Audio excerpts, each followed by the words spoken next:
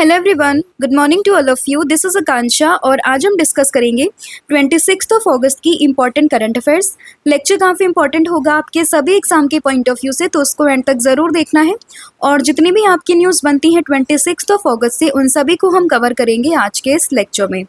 इसके अलावा 8 मंथ का जो कंटेंट है आपका करंट अफेयर्स का, जिसमें आपको जनवरी से लेकर अगस्त 2025 का पूरा कंटेंट यहाँ पर मिलेगा, टॉपिक वाइज आप देख सकते हैं।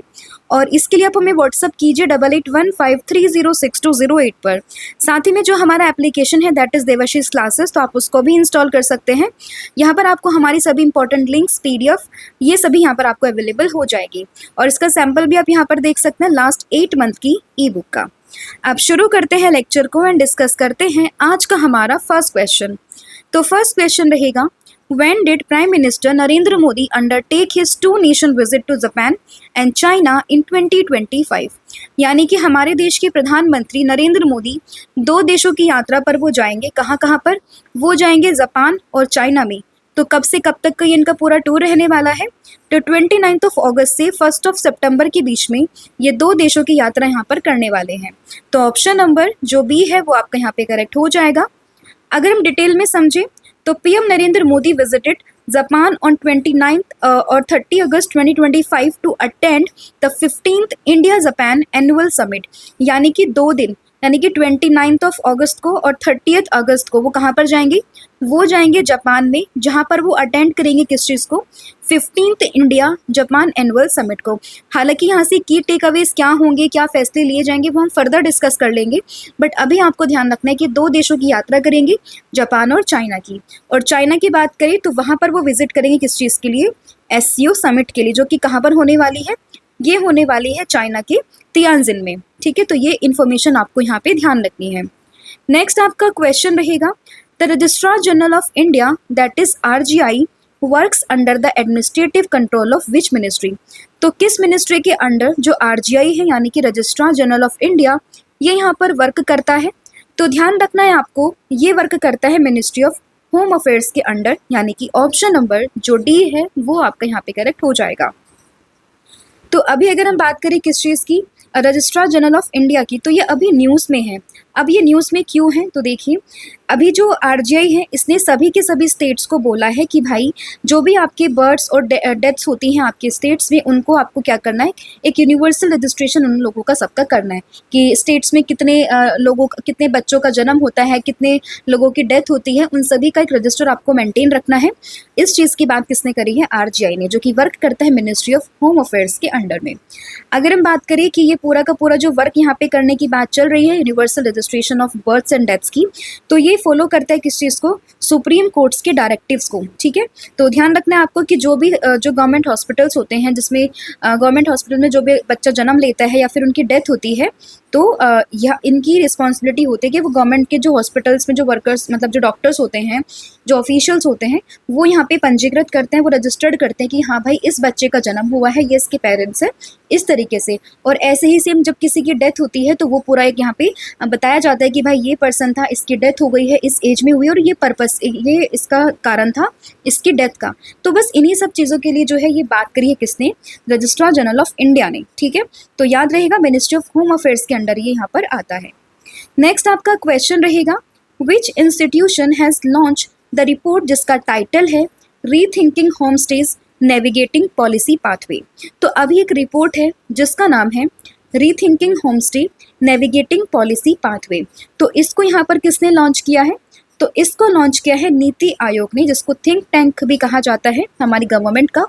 तो ध्यान रखना है आपको, ऑप्शन नंबर जो A है वो आपका यहाँ पे करेक्ट हो जाएगा। तो रिपोर्ट का नाम क्या है? Rethinking home stage navigating policies pathway. और किसने इसको जो है रिलीज किया है? तो इसको यहाँ पर रिलीज किया है किसने? नीति आयोग ने। तो NITI Aayog launch the report जिसका नाम है rethinking home stage navigating policies platform with internet and mobile association of India. ये किस चीज़ के बारे में यहाँ पे हाईलाइट करती है? चीज़ों के बारे में। तो it highlights home stage at drivers of cultural immersions, local entrepreneurship and the job creation. तो बेसिकली जो ये रिपोर्ट है वो किस चीज़ के बारे में बात करती है? तो ये यहाँ पे बात करती है कि जो भी जैसे होम स्टे वगैरह आपके होते हैं, तो कोई भी बंदा होम स्टे कब करता है? अब जब आप कहीं पे बाहर जाते हो, घूमने जाते हो या फिर किसी पर्पज़ से आप जाते हो किसी भी दूसरे स्टेट में या दूसरी कंट्री में, ठीक है? तो वहाँ पर आपके होम स्टे करने का पर्पज़ क्या रहता है कि भाई चलो यहाँ पे रुकते हैं, चीज़ें देखते हैं, या फिर जब आप कोई जैसे सपोज़ करो आपको कोई बिज़नेस स्टार्ट करना है बाहर शहर में जाके, तो आपको एक होम स्टे करना होता है। तो बस उसी पर्पज़ से यहाँ पे इस पूरी की पूरी रिपोर्ट को यहाँ पे लॉन्च किया गया, जिसमें बात करी किस चीज़ को लेकर, जॉब क्रिएशन को लेकर, ठीक है? And it is a policy oriented document that highlight opportunities and challenge in India's home stay ecosystem. तो ये जो इंडिया का होम स्टे इकोसिस्टम है उसमें क्या चैलेंजेस आते हैं, क्या क्या उनकी अपॉर्चुनिटीज़ हैं, उन सभी के बारे में यहाँ पे जो है हाईलाइट किया गया है। तो याद रहेगा, rethinking home stage navigating policy pathway किसने लॉन्च किया है? तो ये लॉन्च किया है नीति आयोग ने। एक रिपोर्ट है ये जिसको लॉन्च किया नीति आयोग ने। अब नीति आयोग की अगर हम समझें तो इसकी फुल फॉर्म होती है national institution for transforming India, जिसको कि अगर हम बात करें थिंक टैंक कहा जाता है गवर्नमेंट ऑफ इंडिया का। स्टैब्लिशमेंट की बात करें तो 2015 यानी कि 2015 में इसकी स्थापना यहाँ पर होती है। किसको रिप्लेस करके? प्लानिंग कमीशन को रिप्लेस करके। पहले हुआ करता था प्लानिंग कमीशन जो कि 5 साल के लिए बनता था, बट अब अगर हम बात करें तो प्लानिंग कमीशन को रिप्लेस करके ही आया है नीति आयोग। कब आया है? 2015 में। एंड इसकी फुल फॉर्म कई बार एग्जाम्स में पूछी गई है, that is national institution for transforming India, जो आपको ध्यान रखनी है। इस ऑर्गेनाइजेशन की अगर हम कंपोजिशन की बात करें तो इसमें एक चेयरपर्सन होता है जो कि होते हैं हमारे देश के पीएम यानी कि प्राइम मिनिस्टर। एट प्रेजेंट कौन है? नरेंद्र मोदी है। एक होता है वाइस चेयरपर्सन जिसको कि पीएम ही अपॉइंट करते हैं। अभी कौन है vice chairperson of NITI Aayog? तो ये हो जाएंगे सुमन बेरी। एंड वही बात करें सीईओ की तो ये हो जाएंगे BVR सुब्रमण्यम। साथ ही में कुछ मेंबर्स होते हैं like full time, part time, ठीक है, और एक्स ऑफिशियो मेंबर्स होते हैं। साथ ही में गवर्निंग काउंसिल्स में जितने भी आपके स्टेट्स हैं उन सभी के सीएम होते हैं यानी कि चीफ मिनिस्टर्स होते हैं। साथ ही में जो आपकी यूटीज़ हैं यानी कि यूनियन टेरिटरीज, तो उनके जो LGs होते हैं वो यहाँ पर इसकी गवर्निंग काउंसिल के मेंबर्स यहाँ पर होते हैं, ठीक है। तो इसका कंपोजिशन कई बार एग्जाम्स में पूछ लेते हैं, तो आपको ये ध्यान रखना है। नेक्स्ट आपका क्वेश्चन रहेगा, which tiger reserve has become India's second biggest tiger reserve? तो अभी इंडिया का सेकेंड बिगेस्ट टाइगर रिजर्व कौन सा बना है? तो ये बना है वेस्ट बंगाल से सुंदरबन टाइगर रिजर्व, यानी कि ऑप्शन नंबर डी। सुंदरबन से आपको ध्यान आया होगा, मैंने अभी कुछ दिन पहले 60 वाटर क्रोकोडाइल के बारे में डिस्कस किया था, तो आप वहाँ से इसको रिलेट कीजिएगा, ठीक है। तो इंडिया का सेकेंड बिगेस्ट टाइगर रिजर्व कौन सा बना है? तो ये बना है सुंदरबन टाइगर रिजर्व, यानी कि ऑप्शन नंबर डी। अब यहाँ पे ऐसा क्या हुआ है कि ये जो है इंडिया का सेकंड बिगेस्ट टाइगर रिजर्व यहाँ पे बन गया है? तो अभी जो national board of wild life है उसने इसके एक्सपेंशन को अप्रूव कर दिया है। इसके आसपास का जो एरिया है उसको क्लियर किया जाएगा। तो जाहिर सी बात है, जब आप आसपास का एरिया वहाँ पर क्लियर कर दोगे तो जो एरिया होगा सुंदरबन टाइगर रिजर्व का वो एक्सपेंड हो जाएगा, और उसी के साथ में ये बन जाएगा इंडिया का second biggest tiger reserve after Nagarjuna Srisailam. अगर हम एट प्रेजेंट की बात करें तो एट प्रेजेंट जो आंध्र प्रदेश का नागार्जुन टाइगर रिजर्व है वो अभी तक का सबसे बड़ा हमारा टाइगर रिजर्व है, और दूसरे नंबर पर आ जाता है कौन सा? सुंदरबन टाइगर रिजर्व, ठीक है। तो ये आपको ध्यान रखना है। तो इसका जो एक्सपेंशन है वो किसने करी है बात? National board of wild life ने बोला है कि भाई इसका जो आसपास का एरिया है उसको यहाँ पे क्लियर करके इसका एक्सपेंशन यहाँ पर किया जाएगा। और ये पूरी न्यूज़ थी आपकी डाउन टू अर्थ, एक मैगजीन आती है जहाँ पर ये पूरी न्यूज़ कवर है, ठीक है। तो Sundarban tiger reserve now India second largest after national board for wildlife approve Bengal propose to increase area, right. तो आसपास का एरिया क्लियर होके ये बन जाएगा second largest tiger reserve of India. Next आपका क्वेश्चन रहेगा, the rampage missile is developed by which country? तो किस कंट्री ने यहाँ पे जो मिसाइल है जिसका नाम है रैम्पेज, इसको यहाँ पे डेवलप किया है? तो इसको डेवलप किया है इजराइल ने, that is option number B. तो इजराइल ने ही यहाँ पे किस चीज़ को डेवलप किया है? एक मिसाइल है जिसका नाम है रैम्पेज मिसाइल। तो ऑप्शन नंबर जो बी है वो आपको यहाँ पे ध्यान रखना है। तो अभी जो हमारी इंडियन फोर्स है यानी कि इंडियन एयरफोर्स, इसने एक्वायर किया है more Israeli origin Rampage supersonic air to surface missile को। अब ऐसा क्यों इसने बोला है कि भाई ये इसको जो है वहाँ से एक्वायर करेगा? क्योंकि जो ऑपरेशन सिंदूर हुआ था अगेंस्ट पाकिस्तान, तो उसमें इसका सक्सेसफुल रेट काफ़ी ज़्यादा था इस मिसाइल का, जिसके बाद में अभी इंडियन एयरफोर्स ने बात करी है कि वो और ज़्यादा जो ये मिसाइल है फ्रॉम द इजराइल वो यहाँ से वो एक्वायर करने वाला है, ठीक है। इस मिसाइल को किसने डेवलप किया? तो इसको डेवलप किया है इजराइल एरोस्पेस इंडस्ट्रीज़ ने, ठीक है। और इसकी रेंज की अगर हम बात करें तो 250 किलोमीटर्स तक की इसकी रेंज आती है, और इसकी स्पीड की बात करें तो सुपरसोनिक स्पीड की कैटेगरी में ये आता है, ठीक है। And they are already integrated with the IAF Sukhoi MKI Jaguar MiG-29 and Indian Navy's MiG-29 के जेट्स। तो इन सब में ये ऑलरेडी इंक्लूडेड है। और अभी बात करिए IAF ने कि ये इसको यहाँ पे और ज़्यादा एक्वायर ये करने वाला है। ठीक है, तो याद रहेगा किस कंट्री का नाम, दैट इज इजराइल। नेक्स्ट आपका क्वेश्चन रहेगा, हु ऑर्गेनाइज द विकसित Bharat global summit on technical textile on 22-23 अगस्त इन पटना बिहार। तो इस बार बिहार में काफ़ी ज़्यादा चीज़ें हो रही हैं, वेदर इट इज़ स्पोर्ट्स, कोई इवेंट हो, तो काफ़ी ज़्यादा चीज़ें जो है बिहार में इस बार हो रही हैं। तो बिहार से काफ़ी करंट अफेयर्स इस बार का। तो ध्यान रखना है आपको कि विकसित Bharat global summit on technical textile ये हुई है अभी 22 से 23 अगस्त के बीच में पटना बिहार में। तो ये किस मिनिस्ट्री के अंदर आता है? तो टेक्सटाइल की बात हुई तो जाहिर सी बात है किस में आएगा, मिनिस्टर ऑफ टेक्सटाइल में, यानी कि ऑप्शन नंबर जो बी है वो आपके यहाँ पे करेक्ट हो जाएगा। ठीक है, तो मिनिस्ट्री ऑफ टेक्सटाइल में ये जो है इस पूरे जो इवेंट है यानी कि विकसित Bharat global summit on technical textile, इसको यहाँ पे होस्ट किया है। और इसको यहाँ पे इनॉग्रेट किया है किसने, हमारे जो टेक्सटाइल मिनिस्टर यानी कि गिरिराज सिंह ने। तो ये कहाँ पर हुई है और इसको किसने होस्ट किया है, किसने इनॉग्रेट किया है, और इसमें इस समिट का नाम, ये कुछ 2-3 चीज़ें जो हैं वो आपको ध्यान रखनी है। नेक्स्ट आपका क्वेश्चन रहेगा, who inaugurated the all India speakers conference. तो ऑल इंडिया स्पीकर कॉन्फ्रेंस इसको किसने इनॉग्रेट यहाँ पर किया है, तो इसको इनॉग्रेट किया है हमारे देश के जो होम मिनिस्टर हैं यानी कि अमित शाह जी ने। दैट इज ऑप्शन नंबर जो सी है वो आपका यहाँ पे करेक्ट हो जाएगा। तो अमित शाह ने अभी ऑल इंडिया स्पीकर कॉन्फ्रेंस को इनॉग्रेट किया है, तो ऑप्शन नंबर जो सी है वो आपका यहाँ पे करेक्ट हो जाएगा। ये पूरा जो इवेंट था वो 2 दिन तक का था, जो कि कहाँ पर हुआ था, दिल्ली असेंबली में।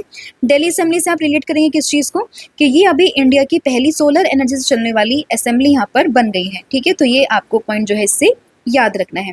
एंड ये पूरे इवेंट की अगर हम बात करें ऑल इंडिया स्पीकर्स कॉन्फ्रेंस की, तो ये मार्क करता है 100 ईयर्स सिंस विट्ठल भाई Patel become the first Indian speaker of the central legislative assembly. ठीक है, तो ये चीज़ें आपको ध्यान रखनी है। विट्ठल भाई पटेल जी का नाम भी आपको उसमें ध्यान रखना है। नेक्स्ट आपका क्वेश्चन रहेगा, who has been appointed as the ex officio member of the monetary policy committee by the Reserve Bank of India। यानी कि जो हमारे देश का सेंट्रल बैंक है यानी कि रिजर्व बैंक ऑफ इंडिया, उसने अपनी मॉनेटरी पॉलिसी कमेटी में किसको एक्स ऑफिशियो मेंबर के रूप में अपॉइंट किया है, तो ये अपॉइंट हुए हैं इंद्रनील भट्टाचार्य जी, यानी कि ऑप्शन नंबर जो सी है वो आपका यहाँ पे करेक्ट हो जाएगा। तो ये है इंद्रनील भट्टाचार्य जी, जिनको कि मॉनेटरी पॉलिसी कमेटी यानी कि MPC कमेटी में एक एक्स ऑफिशियो मेंबर के रूप में अपॉइंट किया गया बाय दी RBI यानी कि रिजर्व बैंक ऑफ इंडिया। आप ये किसको रिप्लेस करेंगे, तो ये रिप्लेस करेंगे रंजन जी को, क्योंकि इनका जो ये पूरा टेन्योर है ये अभी फिनिश होने वाला है, जिसके बाद में अगर हम बात करें तो ये भट्टाचार्य जी यहाँ पे इनकी जो है पोजीशन ले लेंगे। ठीक है, अगर हम बात करें MPC यानी कि मॉनेटरी पॉलिसी कमेटी की, तो ये रिस्पॉन्सिबल होता है जितने भी हमारे बेंचमार्क इंटरेस्ट रेट होते हैं भारत में उनको ये डिटरमाइन करता है। और इसमें अगर हम बात करें कई बार अगर आपसे पूछे कि MPC होता क्या, इसका पर्पस क्या है, तो it fix the benchmark interest rate of the RBI। तो RBI के जितने भी आपके इंटरेस्ट रेट होते हैं उन सभी को कौन फिक्स करता है, ये फिक्स करने की जिम्मेदारी होती है मॉनेटरी पॉलिसी कमेटी की। और इसमें 6 मेंबर यहाँ पर होते हैं, जिसमें 3 होते हैं गवर्नमेंट की तरफ से और 3 होते हैं आपके RBI, मतलब जिसमें इंक्लूडिंग गवर्नर ऑफ जो है RBI। ठीक है, जो अभी कौन है, संजय मल्होत्रा जी है। तो कुल मिला के 6 मेंबर होते हैं, 3 होते हैं गवर्नमेंट के और 3 होते हैं किसके, RBI के। ठीक है, तो ये चीज़ें आपको उसमें कंपोजिशन में ध्यान रखनी है। नेक्स्ट आपका क्वेश्चन रहेगा, what is the name of the typhoon for which Vietnam and China are preparing. तो अभी एक टाइफून है जो कि वियतनाम एंड चाइना के आसपास जो है वो अभी आने वाला है या फिर आ ही गया है समझो। तो उसके लिए ये अभी जो दोनों कंट्री है वो प्रिपेयर कर रही है। तो वो कौन सा टाइफून है, तो वो टाइफून हो जाएगा टाइफून काजिकी, यानी कि ऑप्शन नंबर जो डी है वो आपके यहाँ पे करेक्ट हो जाएगा। तो टाइफून काजिकी का नाम आपको ध्यान रखना है, किस कंट्री के आसपास ये देखी जाएगा, वियतनाम एंड चाइना के आसपास। और इसी चीज़ को देखते हुए जो वियतनाम एंड चाइना है उन लोगों ने भी प्लान किया है कि भाई उन्होंने लगभग अगर हम बात करें तो 6 लाख पीपल को जो है इवैक्यूएट किया है फ्रॉम द सेंट्रल प्रोविंस। जैसे कि अगर हम बात करें जो इनके इलाके हैं ना, थान हुआ, क्वांग त्रि, इन सब इलाकों में से इन्होंने लोगों को इवैक्यूएट करना शुरू कर दिया है, ताकि कल को कोई मिस हैपनिंग हो उससे पहले इन्होंने जो लोकेशन उनको वहाँ से इवैक्यूएट कर दिया है। सेम विद चाइना, चाइना का जो अभी ये मेट्रोलॉजिकल डिपार्टमेंट है तो इसने भी बोला है कि भाई जो तूफान है जो ये आपका टाइफून है वो अभी वियतनाम की ओर बढ़ रहा है और इससे पहले कि वो हेनान द्वीप जो है उसके पास से पहुंचेगा। तो इस सब चीज़ों की जो प्रेडिक्शन है वो भी चाइना ने यहाँ पे कर दी है। ठीक है, इसकी विंड स्पीड बताई जा रही है 180 किलोमीटर पर आवर। और जो नाम है टाइफून काजी की, ये नाम दिया है किसने? ये नाम दिया है जापान ने। तो ये नाम भी आपको जो है इसमें ध्यान रखना है। नेक्स्ट आपका क्वेश्चन रहेगा, Lord Swaraj Paul recently passed away at the age of 94। तो अभी क्या हुआ है, लॉर्ड स्वराज पोल की हाल ही में डेथ हो गई है 94 ईयर की एज में। तो ये फेमस क्या थे, मतलब ये कौन थे? तो ये थे एक famous prominent NRI industrialist and the philanthropist. तो ऑप्शन नंबर जो ए है वो आपको ध्यान रखना है। एग्जाम्स में आपसे पूछ सकते हैं कि भाई अभी हाल ही में लॉर्ड स्वराज पोल की डेथ हुई तो वो कौन थे? तो वो थे एक प्रोमिनेंट बहुत ही फेमस एनआरआई इंडस्ट्रियलिस्ट, साथ ही में फिलैंथ्रोपिस्ट। 94 ईयर की एज में इनकी यहाँ पे डेथ हुई है, तो ध्यान रखना है। रिसेंट अगर हम कुछ इंपॉर्टेंट जो अभी हाल ही में डेथ हुई अगर उनको रिवाइज करें तो मैंने कल ही डिस्कस किया था फ्रैंक कैप्रियो के बारे में, जिनको कि वर्ल्ड बेस्ट जज या फिर नाइसेस्ट जज के नाम से हम जानते थे। यूएसए से बिलोंग करते थे, हाल ही में इनकी डेथ हो गई है।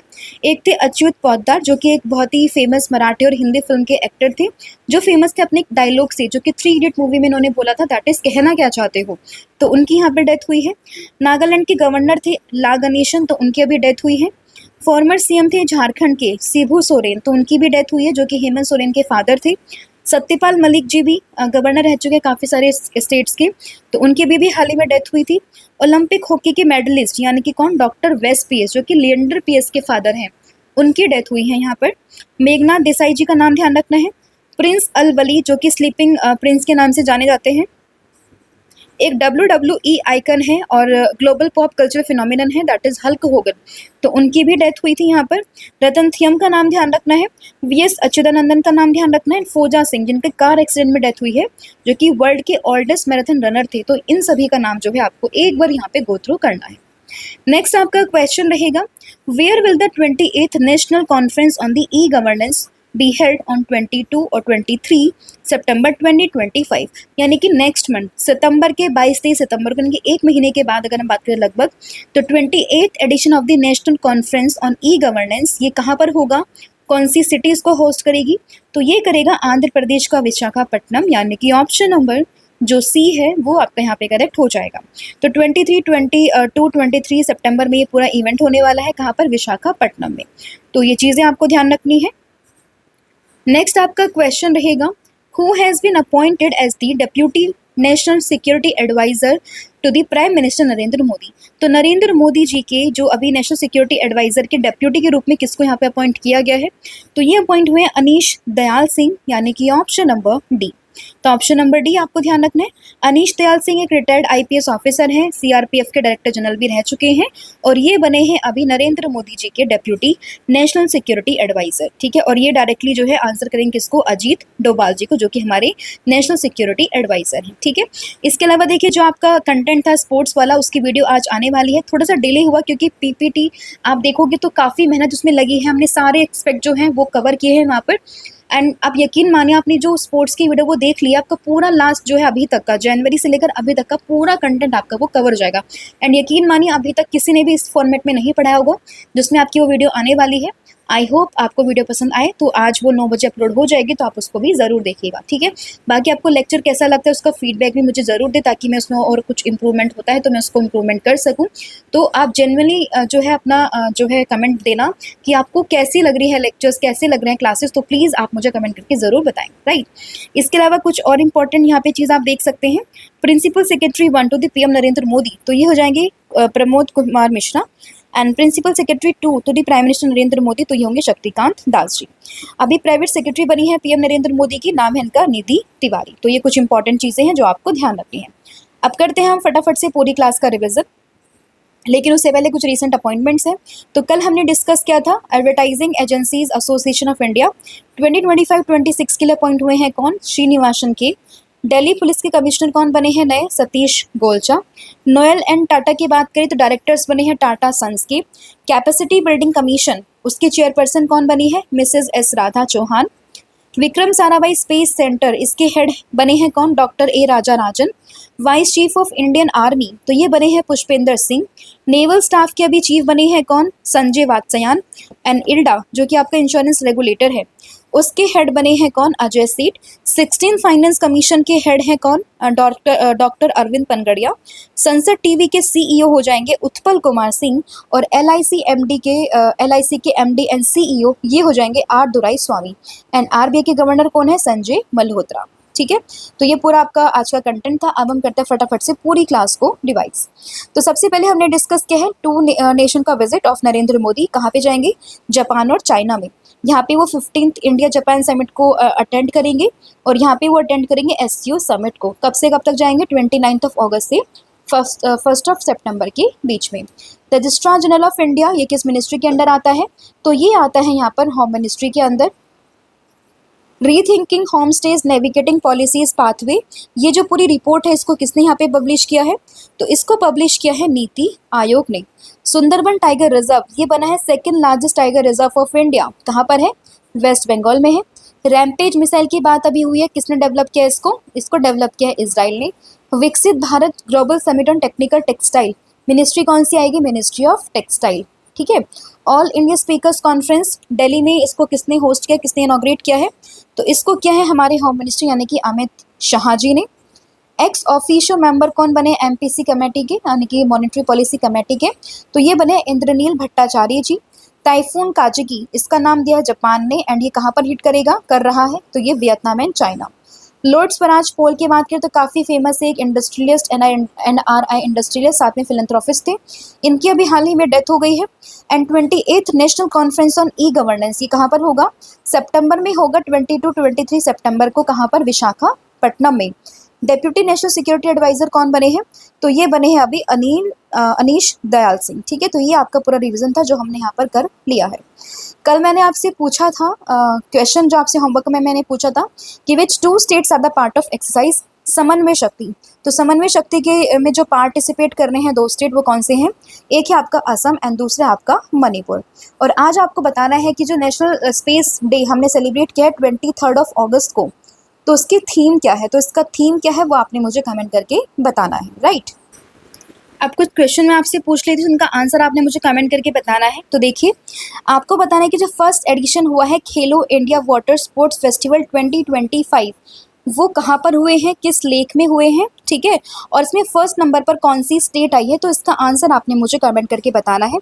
दूसरा आपको क्वेश्चन बताना है कि जो दिदाई ट्राइब है, दिदाई ट्राइब ये प्राइमरीली आपको किस स्टेट में देखने के लिए मिलती है? उसके अलावा आपको बताना है कि जो अभी अगर हम बात करें, एक सेकेंड, जो आपके सीईओ है किस चीज़ के? नीति आयोग के, तो नीति आयोग के सीईओ का नाम क्या है ये आपने मुझे कमेंट करके बताना है। जो आपका सेमी कॉन इंडिया 2025 ये होगा कहाँ पर? यशोभूमि में। ठीक है, यशोभूमि नई दिल्ली में। तो कौन सा एडिशन इसका होने वाला है? ठीक है, तो ये 4 क्वेश्चन आपने कमेंट करके बताने हैं। पहला कि फर्स्ट जो एडिशन है आपका खेलो इंडिया वाटर स्पोर्ट्स फेस्टिवल का, ये कहाँ पर हुआ है, किस लेक में हुआ है, एंड फर्स्ट नंबर पर कौन सी स्टेट आई है। दूसरा क्वेश्चन आपको बताना है कि दिदाई ट्राइब आपको प्राइमरीली कहाँ पर देखने के लिए मिलती है, एंड नीति आयोग के सीईओ कौन है ये आप बताओगे। एंड सेमीकॉन 2025 ये जो हो रहा है नीति आयोग के यशोभूमि में सितंबर में होगा, तो उसका कौन सा एडिशन जो है वो मनाया जाएगा, तो ये आपने मुझे कमेंट करके बताना है। चलो एडिशन तो खैर मैंने यहाँ पे लिख दिया, पर आप ये बता सकते हो कि इसको कौन इनॉग्रेट करेगा, तो इसको इनॉग्रेट कौन करेंगे, तो इसका आंसर आपने मुझे कमेंट करके बताना है। तो ये पूरा आज का आपका कंटेंट था जो हमने यहाँ पर डिस्कस कर लिया। आई होप आपको वीडियो पसंद आई होगी। साथ ही में अब हमने क्विज भी कराना शुरू कर दिया है चैनल पर, तो आप उसको भी फॉलो कर सकते हैं। देवाशीष सर ऑफिशियल करके मेंबर ग्रुप है हमारा, तो वहाँ पे भी आप क्विज को सॉल्व कर सकते हैं।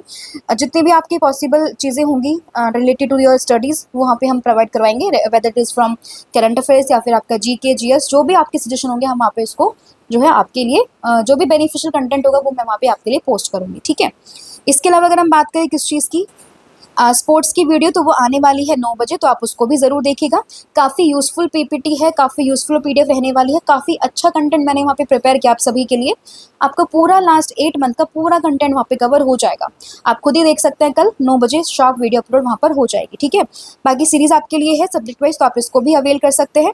कोई भी क्वेरी हो तो आप व्हाट्सअप कर सकते हैं 8815306208 पर। कॉम्बो ऑफर है current affair static GK plus 1000 MCQ series का, तो आप इसको भी यहाँ पे जो है फॉलो कर सकते हैं। अगेन व्हाट्सअप नंबर है 8815306208। साथ ही में जितने भी कोर्सेज हैं उन सभी पर फ्लैट 40% का ऑफ चल रहा है, तो आप कूपन कोड यूज़ कीजिए 1,000,040, जिसके बाद हमारे सभी ऑनलाइन कोर्सेज पर आपको 40% का ऑफ यहाँ पर मिल जाएगा, ठीक है। और बाकी जो एप्लीकेशन है देवाशीष क्लासेस, तो आप उसको भी इंस्टॉल यहाँ पर कर सकते हैं। तो thank you so much, have a good and wish you all the very best. जय हिंद, जय भारत, जय Jagannath. Thank you so much.